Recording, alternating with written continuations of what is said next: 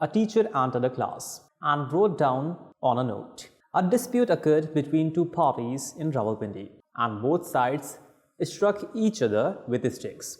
Gunshots were then fired, which resulted in the death of 3 people, and then 4 individuals were wounded. He showed this to a student seated nearby to him, saying, "Now each of you inform the person next to you about this incident."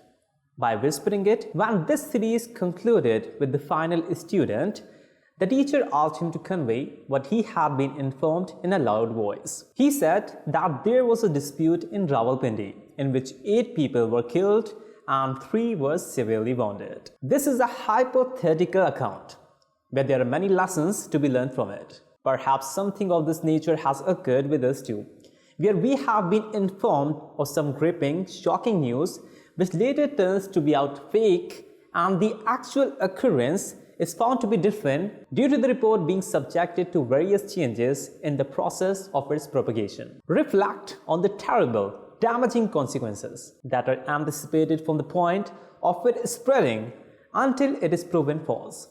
Sometimes a false account can become the cause of a truly tragic incident. Madani Channel fake reports floating in society which do not have the faintest connection with the reality not only result in disorder, disputes and turmoil, but also harm people's psychological well-being. Furthermore, people's pointless commentary on such rumors further aggravates the alarming atmosphere. This affects societal activity and impacts on the pattern of daily lives.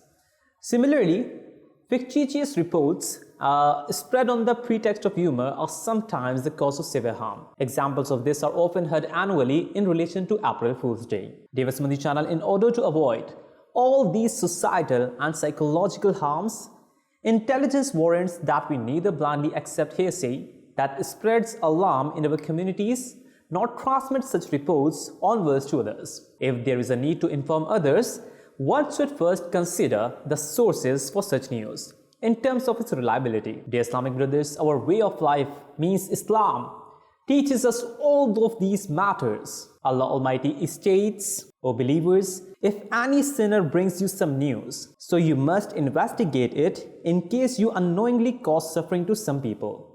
Then later on remain regretful for what you have done." Dear Madani Channel, how beautiful are Islam's teachings. Islam commands us to refrain from that which destroys the fabric of societal harmony and orders us to enact that which makes society a center of peace and security. Dear Madani Channel, therefore, at home, locally and on a societal level, a person should not undertake any step based upon news without verifying it, lest one incurs anxiety at a later point. We have also been warned about this in the prophetic ahadith. The beloved Prophet ﷺ said, "It is enough of a lie for a man to convey everything he hears." Similarly, sometimes Shaitan comes in human form and spreads false news. Sayyidina Abdullah bin Masud radiallahu anhu states, "Indeed, Shaitan appears in the form of a man, comes to the people, and narrates to them a false report. They depart, and then a man from among them says, 'I heard a man whose face I recognize, but I do not know his name, narrating such and such.'" This is a fact. Dear Madani Channel, may Allah Almighty make us from those that speak cautiously with intelligence and deliberation in accordance with reality. May He make us a means of spreading good and protect us from spreading all forms of discord. Ameen bijahi Nabil Ameen sallallahu ta'ala alayhi wa alihi wa sallam. We love Madani Channel. We love Madani Channel.